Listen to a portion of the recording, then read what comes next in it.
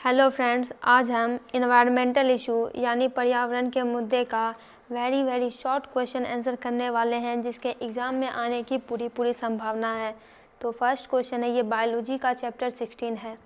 First question है कि विश्वव्यापी उष्णता यानी ग्लोबल वार्मिंग पर नोट लिखें और इसके प्रभाव का वर्णन करें।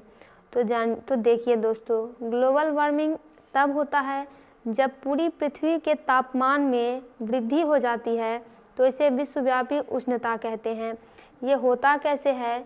जब CO2 और जितने भी हवा में मौजूद प्रदूषक होते हैं जो हवा को प्रदूषित करते रहते हैं, ये जब एटमॉस्फेयर में कलेक्ट हो जाते हैं, यानी इनका एटमॉस्फेयर में संग्रहण हो जाता है, और जब ये सब कलेक्ट हो जाते हैं और इसके बाद ये सूरज को, सनलाइट को एब्जॉर्ब करते हैं और सोलर रेडिएशन को भी, यानी सूरज से जितनी भी रेडिएशन निकलती है उनको सोखने का काम करते हैं, तब ये ग्लोबल वार्मिंग होती है।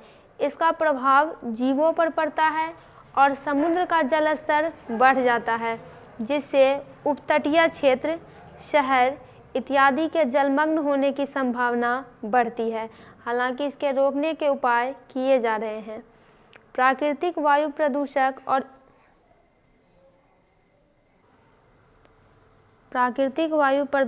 और इसके प्रकार का वर्णन करें। तो ज्वालामुखी से स्रावित विषैली गैसें, वायुमंडल में फैला परागकण का मतलब होता है पॉलन ग्रेन। बहुत सारे लोग ऐसे होते हैं जिन्हें कि पॉलन से एलर्जी होती है। धूल कण यानी डस्ट पार्टिकल्स, स्मोक इत्यादि मुख्य प्राकृतिक वायु प्रदूषक है। जब नेचुरल एयर पॉल्यूसेंट की बात की जा रही है, तो ये जो प्रदूषक होते हैं ये हमारे एयर में मौजूद होते हैं, जिसका निष्कर्षण वायुमंडल में होता है। ये वायुमंडल में ये फैले हुए होते हैं, और ये जो है इनके दो श्रेणी मुख्यतः निम्न प्रकार हैं। पहला तो होता है प्राइमरी प्रदूषक, दूसरा होता है द्वितीय प्रदूषक। प्राइमरी प्रदूषक वैसे प्रदूषक होते हैं जो कि एटमॉस्फेयर में डायरेक्टली, यानी कि ये वायुमंडल में डायरेक्टली आ जाते हैं बहुत सारे सोर्सेज से, जैसे कि SO2, CO2, carbon dioxide, sulphur dioxide, nitrogen, यहाँ पे हो जाएगा नाइट्रोजन ऑक्साइड्स। दूसरा है द्वितीय प्रदूषक। तो ये प्रदूषक प्राइमरी पॉल्यूसेंट से, और ये जो प्रदूषक होते हैं वो कॉमन कंपाउंड और प्राइमरी पॉल्यूसेंट में जो अभिक्रिया होती है उसके कारण ये प्रोड्यूस होते हैं। जैसे पैन मतलब पेरोक्सी एसिटाइल नाइट्रेट या स्मॉग। तीसरा है इलेक्ट्रॉनिक कचरा क्या होता है, यानी ई वेस्ट। वहाँ पे क्वेश्चन आपसे इंग्लिश हिंदी दोनों में पूछा जाएगा। उदाहरण सहित वर्णन करें, तो आप इसको समझिए इसमें आता क्या है, आप अपनी भाषा में इसको लिख दीजिएगा। इसको इतना याद करने की ज़रूरत नहीं है। इसमें कंप्यूटर के वैसे पार्ट्स होते हैं जिन्हें कि आप रिपेयर नहीं कर सकते हैं, मोबाइल्स के पार्ट्स होते हैं, या फिर दूसरे इलेक्ट्रॉनिक गुड्स होते हैं, और इन्हीं को कहा जाता है इलेक्ट्रॉनिक वेस्ट। जो भी विकासशील देश है, जैसे कि भारत, पाकिस्तान, इन सब देशों में इन सारे कचरों को भेज दिया जाता है। क्यों? क्योंकि मान लीजिए ये कचरे हैं इलेक्ट्रॉनिक वेस्ट, लेकिन इसमें बहुत सारे मेटल्स पाए जाते हैं, जैसे कि कॉपर, आयरन, सिलिकॉन, निकल, गोल्ड।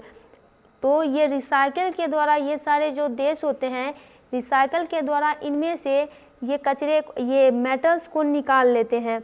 और ये तो हुआ इनका ये काम। और आगे होता है कि वेस्ट इलेक्ट्रिकल गुड्स में रिसाइकल तो कर लिया जाता है, लेकिन उनमें से कुछ होते हैं ओल्ड बैटरीज, यानी पुरानी बैटरी जो होती हैं इनका यूज करना बड़ा खतरनाक होता है। आगे है विकसित देशों ने।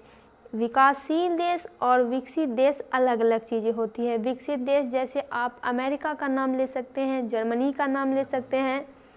सन 1980 में पर्यावरण के सख्त नियम को लागू किया है। इससे इस तरह के इलेक्ट्रॉनिक वेस्ट को साफ करना और भी महंगा हो गया है। ई वेस्ट को वैज्ञानिक तकनीक से व्यवहार कर अलग करना, जिससे अच्छा पर्यावरण बना रहे, इवेंट्स कहलाता है। अब देखिए आगे है प्लास्टिक अपशिष्टों के निपटारा पर नोट लिखे।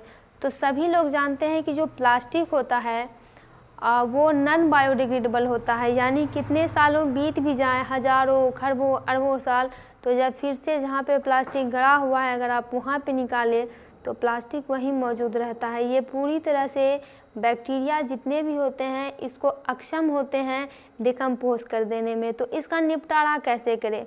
तो देखिए, आपके चैप्टर में एक बिजनेसमैन का नाम दिया गया है। उस बिजनेसमैन का नाम है अहमद खान। अहमद खान बेंगलोर के बिजनेसमैन थे जो कि बहुत सालों तक प्लास्टिक मैन्युफैक्चरिंग के उद्योग में लगे हुए थे, लेकिन लेकिन लगभग शायद उन्होंने 20 साल काम किया था। उसके बाद उनको एहसास हुआ कि मैंने पर्यावरण को इसके द्वारा बहुत ज़्यादा हानि पहुंचाई। तो उन्होंने ये निर्णय लिया कि क्यों ना मैं अब इस प्लास्टिक से ही कुछ ऐसा करूं जिससे कि वातावरण को कुछ न कुछ लाभ मिल सके। तो इन्होंने किया क्या कि जो भी रिसाइकल प्लास्टिक थी उसका पॉलीब्लेंड नामक महीन पाउडर तैयार किया। जो भी रिसाइकल प्लास्टिक थी उसका पॉलीब्लेंड नामक महीन पाउडर तैयार किया, यानी उसका जो पाउडर उन्होंने तैयार किया उसका नाम उन्होंने दिया पॉलीब्लेंड। इस पाउडर का प्रयोग आप लोग को पता होगा कि सड़क बनाने में बिट्यूमेन का प्रयोग किया जाता है, और इन्होंने जो ये पाउडर तैयार किया उसको बिट्यूमेन के साथ मिला दिया। और इस काम के लिए ये अकेले नहीं थे, क्योंकि अकेले इतना बड़ा काम हो भी नहीं सकता है। आरवी इंजीनियरिंग कॉलेज और बेंगलुरु सिटी कॉरपोरेशन का सहयोग लिया गया। बिट्यूमेन एवं पॉलीब्लेंड के मिश्रण से निर्मित सड़क का जल विकर्षण गुण यानी जल से बचे रहने की क्षमता बढ़ गई। आप लोग देखते होंगे कि जो सड़क बनाया जाता है आपके इलाके में, वो सड़क की क्वालिटी इतनी ख़राब रहती है कि उसमें पानी जाते जाते, चूँकि बारिश होगा ही, सड़क में गड्ढे पड़ जाते हैं। कारण क्या रहता है कि ये लोग पैसा कमाने के लिए न तो अच्छी बालू का इस्तेमाल करते हैं, और ये सब आँख के सामने ही होता है, न सीमेंट डाला जाता है, सब कुछ 2 नंबर का माल इस्तेमाल किया जाता है, तो सब कुछ खराब बनता है। लेकिन इन्हें तो कोई ऐसा काम करना नहीं था। इन्होंने तो ऐसे में जैसे ही पानी बारिश होती है सड़क ख़त्म हो गया, सड़क में गड्ढा या गड्ढे में सड़क पता नहीं चलता। तो इसने क्या किया, पानी के इसकी जो क्षमता थी उसको ही बढ़ा दिया। नॉर्मल सड़क जो होती है उससे इसकी उम्र 3 गुना ज़्यादा बढ़ गई। यानी आप सोचिए कि कोई भी सड़क जो कि मान लीजिए 5 साल क्या 1 साल भी चल गई तो बहुत है, लेकिन सड़क की इतनी उम्र होती नहीं है, उम्र तो ज़्यादा ही होगी, तो उससे 3 गुना ये भी बढ़ गया। तो प्लास्टिक का निपटारा का तो एक ये काम इन्होंने कर दिया। तो पॉलीब्लेंड की खोज एवं उपयोग द्वारा प्लास्टिक अपशिष्टों का निपटारा काफ़ी संभव है। यानी इन्होंने एक तरीका दिया, अब इसको कितना अमल में अब लाया जाएगा ये तो देखने वाली बात है। आगे है कृषि रसायन एवं इसके प्रभाव पर नोट लिखें।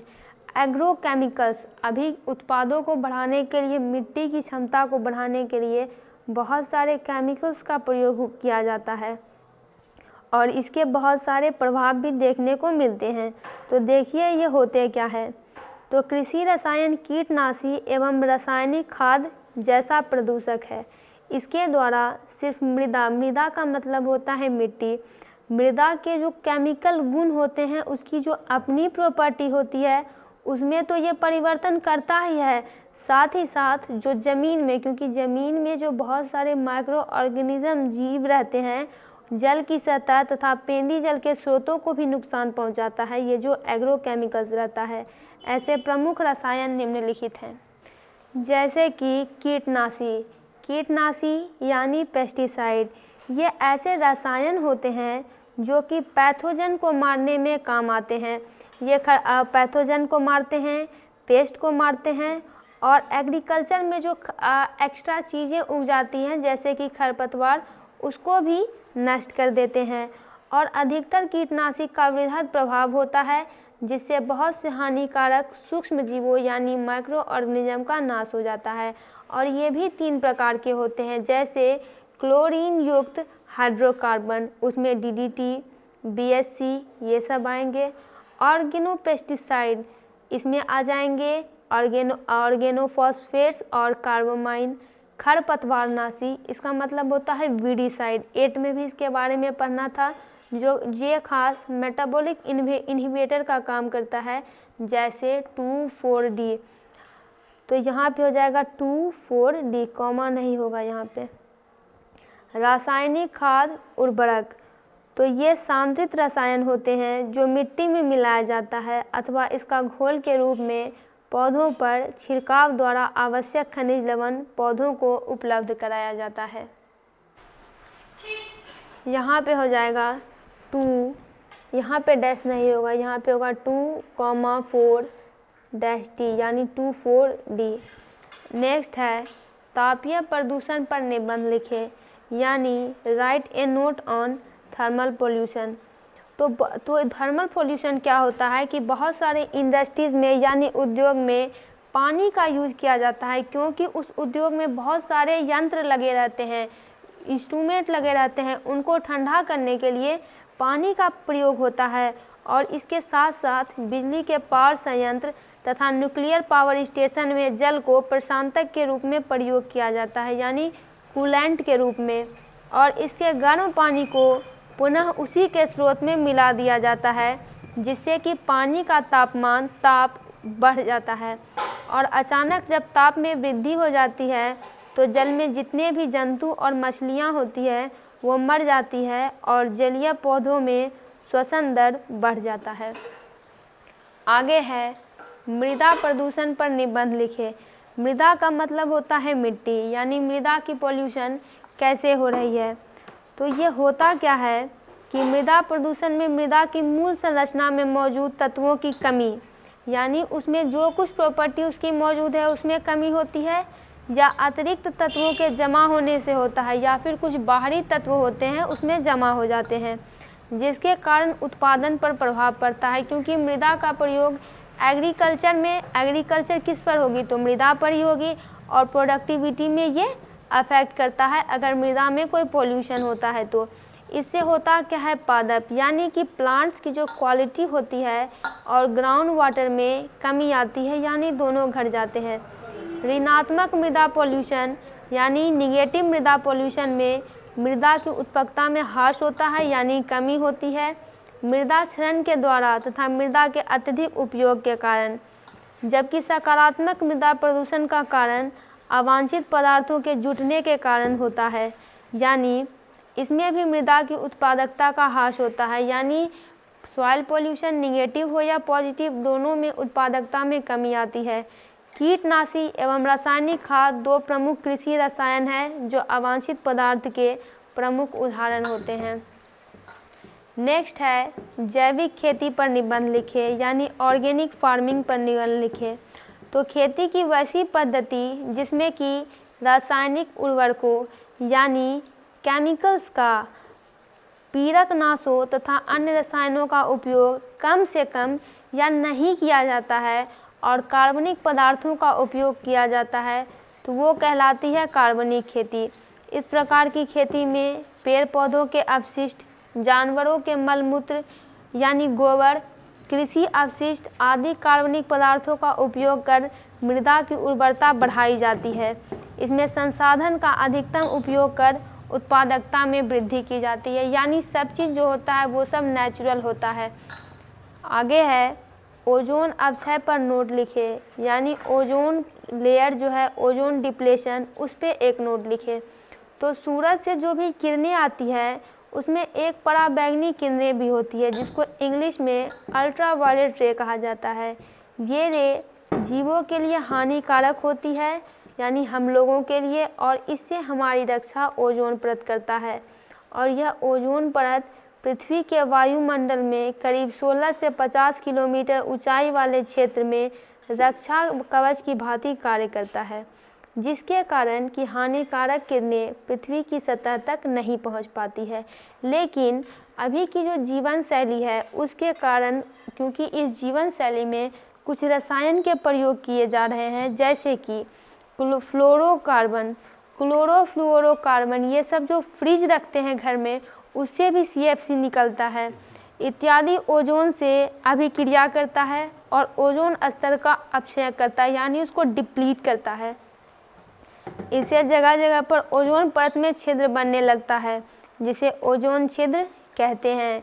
इस ओजोन छिद्र से होकर हानिकारक पराबैंगनी किरणें पृथ्वी तक सीधे पहुंच जाती है और जीवों पर दुष्प्रभाव डालती है। आगे है कि ओजोन क्या होता है। तो ओजोन परत जहां स्ट्रेटोस्फेयर में परावैंगनी विकिरणों को रोककर पृथ्वी के तापमान को नियंत्रित करता है, वहीं वायुमंडल में कम ऊंचाई पर इसकी मात्रा जीवों के लिए हानिकारक होती है। ओजोन की सांद्रता यानी इसकी कंसंट्रेशन जब 0.01 ppm हो जाती है तो बहुत सारे पौधों जैसे पाइन, बीन, टमाटर आदि को क्षति पहुंचाते हैं। ओजोन की अधिक मात्रा होने से जीवों में श्वसन दर, पौधों में वाष्पोत्सर्जन की दर आदि बढ़ जाती है। इससे डीएनए अणुओं का टूटना यानी डीएनए के मॉलिक्यूल्स टूटने लगते हैं, मोतियाबिंद हो जाती है, खांसी, आँख और छाती में जलन होने लगती है। तो दोस्तों इसमें 16 क्वेश्चन है जिसमें हम लोग 10th कर चुके हैं। बाकी के 6 क्वेश्चन आपको दूसरे वीडियो में प्रोवाइड किए जाएंगे। तब तक के लिए आप इसको देखिए और बाकी दूसरे चैप्टर्स का भी फुल क्वेश्चन आंसर ऑब्जेक्टिव इस चैनल पर देखिए।